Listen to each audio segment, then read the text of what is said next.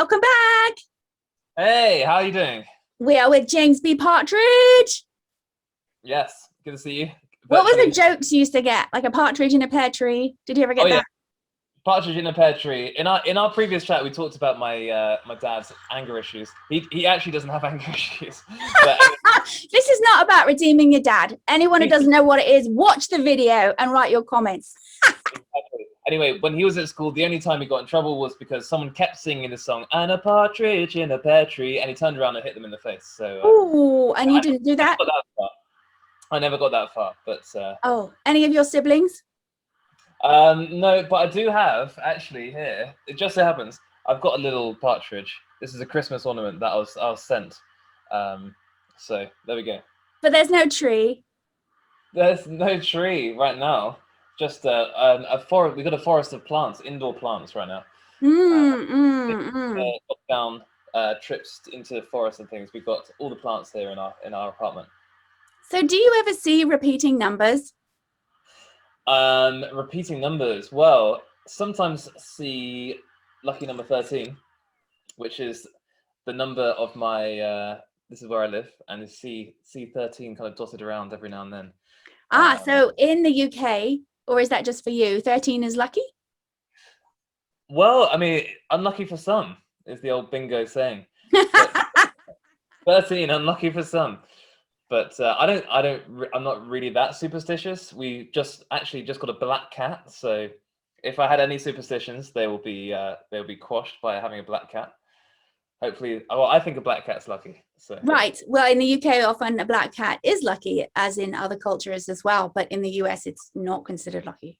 Oh, really? Okay. Well, unfortunately, she might have to stay here if I ever move to the. Is there a food that you wished you liked but you just don't? I used to love eating mussels. Okay, so the seafood mussels, and so every year we went on a holiday to France, and they have moule frites, which is the mussels and chips, which is very, very nice. But then one day I was traveling around Europe. I was in Venice, and I was getting a night train from Venice to Vienna, which is quite a long way. And I had a lovely seafood pasta in Venice, and unfortunately was very, very ill on the night train and spent the entirety of the journey throwing up. Aside from when I had to stop to hand my passport over a couple of times to the border police. So there we go. If I could eat one food that I can't, it would be mussels. So no longer mussels and pommes frites for you, huh? No, I just stick with the pommes frites. Some chips. It sounds like you're pretty well traveled. Where have you not gone to but you'd like to? I've never been to the continent of Africa. I would love to do a bit of traveling around Africa. I've been to Africa, so yeah, I would love to go one day from Morocco down through to go down to Kenya and maybe do a safari one day. That'd be awesome. Oh, and apart from partridge in a pear tree, did you have any crazy nicknames you were given? I was called Jamie, and then I decided very adamantly when I was about 4 years old and I started nursery that I was going to be James. So I made that conscious decision at that age, very young. But then at school, when I was about 15, I started drama lessons, and my teacher called me Jimmy P in the first lesson. And then all of my friends that I made from that age, they still call me Jimmy P. So there we go. That's or J Pizzle, or any variant on that. Well, J Pizzle wasn't that status of being cool? What's up, J Pizzle? I'm not sure I ever had that status of being cool at school, as I was a piano player and I formed a barbershop choir. But I don't think I was ever in the cool group, but J Pizzle was a good one. Now, did you call anyone else a nickname? Well, I call some people names that you wouldn't necessarily want to hear on your show. Granted. Yeah, so, well, I had a friend who was Lewis P, his surname was P, so he was L Pizzle and I was J Pizzle, so there we go.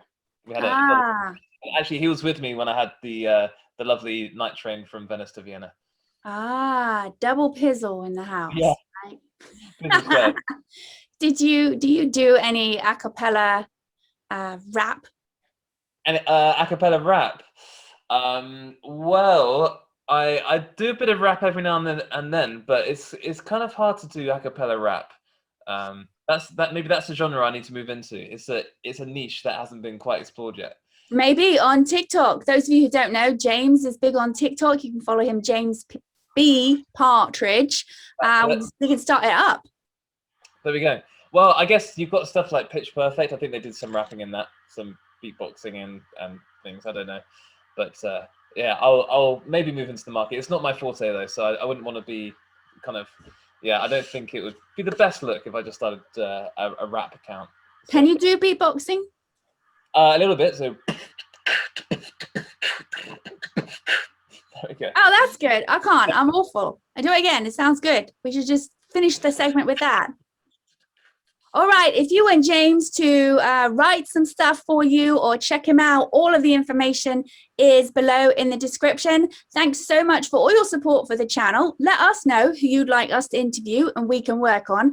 Please pop your comments down there, like, subscribe, share it around. Sharing is caring, and we'll see you soon.